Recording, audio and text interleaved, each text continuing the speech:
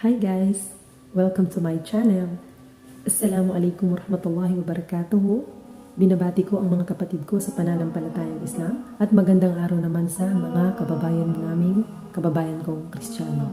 So, ngayon guys, for today is ibabahagi ko na naman sa inyo ang patungkol na naman sa pananampalatayang Islam. Itong babasahin ko ay galing sa Quran at ito ay ang Surah Ar-Rahman na ang ibig sabihin ay ang mahabagin. So, ang Surah Ar-Rahman, ang ibig sabihin ay mahabagin. So, ito ay matatagpuan sa chapter 55 ng banal na Quran. So, uumpisahan na natin guys ang ating babasahin ngayon. Babasahin natin siya ng Tagalog translation. Okay. So, sa ngalan ng Allah, ang pinakamahabagin, ang pinakamaawain at ganap na mapagmahal. Ang Allah ang pinakamahabagin. Ang Allah ay pinakamahabagin, ay siyang nagturo sa tao ng dakilang Quran upang madali niya itong mabigkas, isaulo at maintindihan ang kahulugan nito. Nilikha niya ang tao na tinuruan ng napakahusay na nagpapahayag sa anumang nais niyang ipahayag at hinil dito siya ay namumukod tangi sa iba.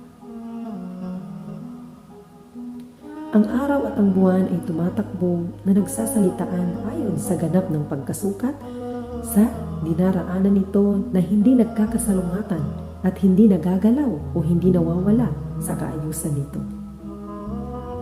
Ang mga bituin na nasa kalangitan at ang mga puno na nasa kalupaan ay nakikilala nito ang Allah na kanilang Panginoon na tagapaglikha, at ang mga tao ay nagpapatira pa para sa Allah at nagpapasailalim sa anumang kaparaanan na pagkalikha sa mga ito na ikinabubuti ng mga tao na alipin ng Allah at nasa kanilang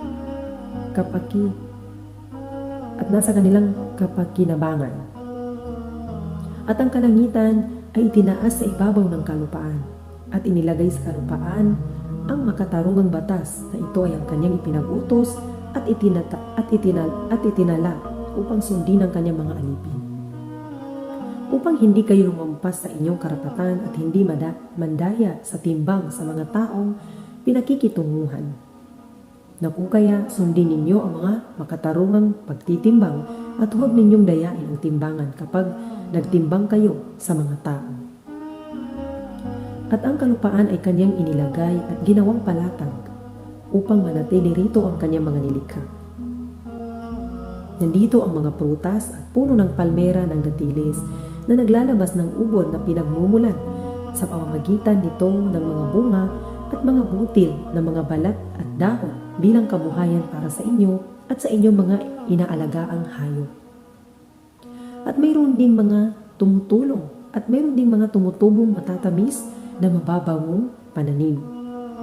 Kung gayon, alin sa mga biyaya ng Allah ng inyong Panginoon na tagapaglikha na pangrelihiyon at makamundo ang inyong tinatanggihan o kayong mga jin at mga tao.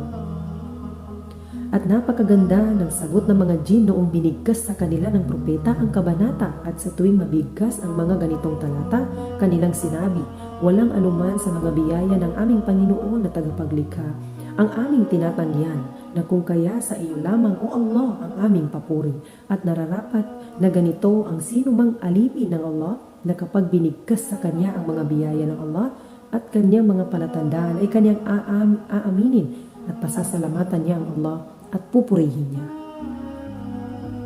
Nilikha ang ama ng sangkatauhan na si Adan mula sa may tunog na luwad na katulad ng palayok na gawa sa luwad.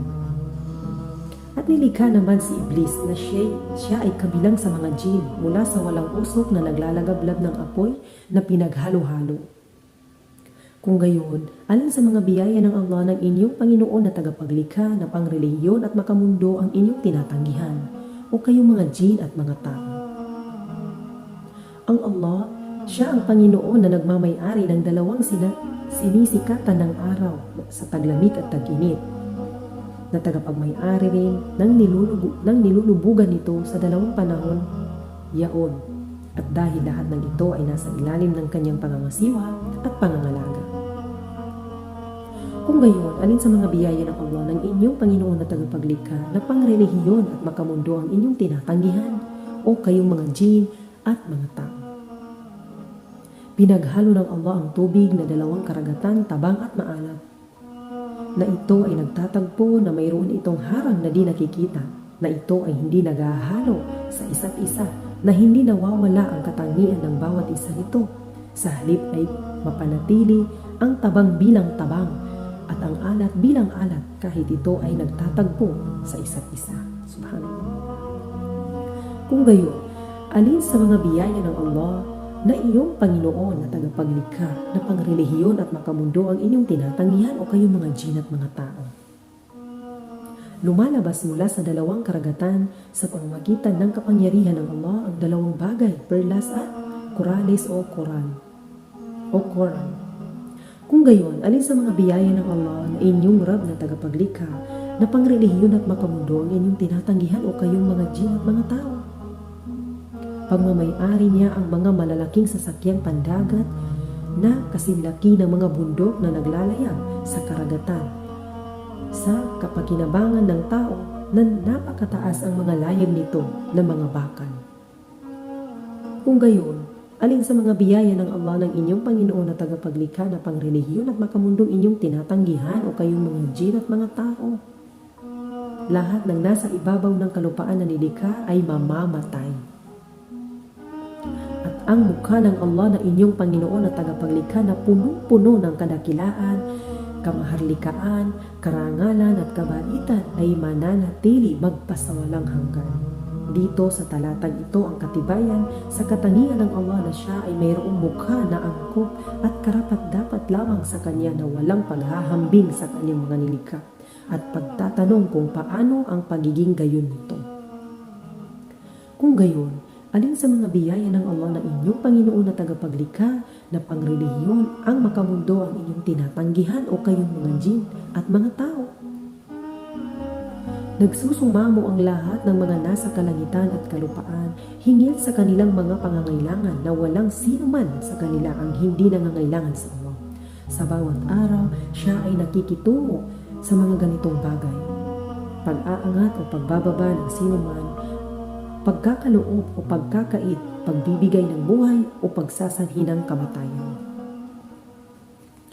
Kung gayon, alin sa mga biyaya ng Allah na inyong Panginoon na tagapaglikha sa pangrelihiyon at makamundo ang inyong tinatanggihan o kayong mga jin at mga tao? At walang pag-aalinlangan, kami ay nakatuon sa pagkukwenta at pagtutumbas sa inyong mga gawain na inyong ginawa sa daigdig o kayong mga tao at mga jin, at parurusahan namin ang mga masasama at gagantimpalaan namin ang mga sumusunod. Kung gayon, alin sa mga biyaya ng Allah na inyong Rab na tagapaglikha na pangrelihiyon at makamundo ang inyong tinatanggihan o kayong mga jin at mga tao? O kayong mga grupo ng mga jin at mga tao, kung may kakayahan kayo na takasan at lampasan ang hangganan at ang pinagpasyahan ng Allah na kayo ay hanggang doon lamang, nalalampasan ninyo ang lugar ng mga kalangitan at kalupaan, ay gawin ninyo, subalit wala kayong kakayahan hingil dito, maliban na lamang sa pamamagitan ng kapangyarihan, katibayan at kautusan na mula sa Allah. Paano ito mangyayari sa inyo samantalang wala kayong kakayahan na makapagdudulot ng kapinsalaan at kapakipakinabang sa inyong mga sarili? Kung gayon, alin sa mga biyaya ng Allah na inyong Panginoon na tagapaglikha na pangrelihiyon at makamundong ang inyong tinatanggihan o kayong mga jin at mga tao? Ipapadala laban sa inyong dalawa ang walang usok na naglalagablab ng apoy at tunay na tanso na ibubuhos sa inyong mga ulunan, at hindi kayo magkakaroon ng kakayahan ng pangalagaan ang inyong mga sarili sa isa't isa, ni makapagtulungan o kayo ng mga jin at mga tao. Kung gayon, alin sa mga biyaya ng Allah ang inyong Panginoon na tagapaglikha na pangrelihiyon na makamundo ang inyong tinatanggihan o kayong mga jin at mga tao? At kapag nabiyak na ang kalangitan at nawarak na sa araw na muling pagkabuhay, na ito ay magiging kulay pula sa katulad ng rosas na magiging parang kumukulong mantika at lusaw na tanso, dahil sa kasidhian at sa mga kagimbal-gimbal na mangyayari sa araw ng muling pagkabuhay. Kung gayon, alin sa mga biyaya ng Allah na inyong Panginoon na tagapaglikha na pangrelihiyon at makamundo ang inyong tinatanggihan o kayong mga jin at mga tao? Na kung kaya sa araw na yaon ay hindi tatanungin ng mga anghel ang mga masasama na mula sa tao at jin hinggil sa kanilang kasalanan. Kung gayon, alin sa mga biyaya ng Allah ng inyong Panginoon na tagapaglikha na pangrelihiyon at makamundo ang inyong tinatanggihan o kayong mga jin at mga tao? Na malalaman ng mga anghel ang mga masasama dahil sa kanilang mga tanda, kaya sila ay dadakmain sa kanilang mga ulunan at mga paa at itatapon sila sa impyerno. Kung gayon, alin sa mga biyaya ng Allah na inyong Panginoon na tagapaglikha na pangrelihiyon at makamundo ang inyong tinatanggihan o kayong mga jin at mga tao?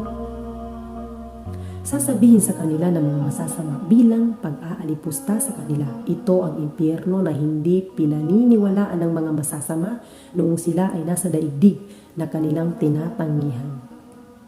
Sila ay magsasalit-salitaan mula sa parusa sa pagitan ng naglalagablag na apoy at sa pagpapainom sa kanila ng napakasidhing kumukulong inumin na magkakaputol-putol ang kanilang bituka dahil sa sidhi ng init nito. Kung gayon, alin sa biyaya ng Allah na iyong Rab na tagapaglikha na pangrelihiyon at makamundo ang inyong tinatanggihan o kayong mga jin at mga tao? So, dito ko muna guys ihihinto ang aking babasahin ngayon. Tayo ay huminto sa verse 45. Okay, sa verse 45 tayo huminto. Guys, ang mga sinasabi ko dito ay binasa ko ang ibig sabihin ng nakasulat sa banal na Quran na ito ay ang Surah Ar-Rahman na matatagpuan mo sa chapter 55 ng banal na Quran. At ito ay ibig sabihin ay ang mahabagin. So, ang mahabagin. Okay. So guys, hindi tayo basta-basta nagkukwentuhan dito. Ang sinishare ko sa inyo is binabasa ko mismo galing sa Quran. Hindi basta kwento lamang. Hindi basta pansarili ko lamang na sinasabi ko sa inyo. So guys, hanggang dito na lamang at panunuorin ninyo ang next at kasunod ng video na ito. Tatapusin natin ang surah na ito na ang ibig sabihin ay ang mahabagin. Hanggang dito na lamang. So thanks for watching. Don't forget to like, share, and subscribe to my channel and click the button bell below at para notify ka sa lahat ng video na aking i-upload. Bye! Masalamat!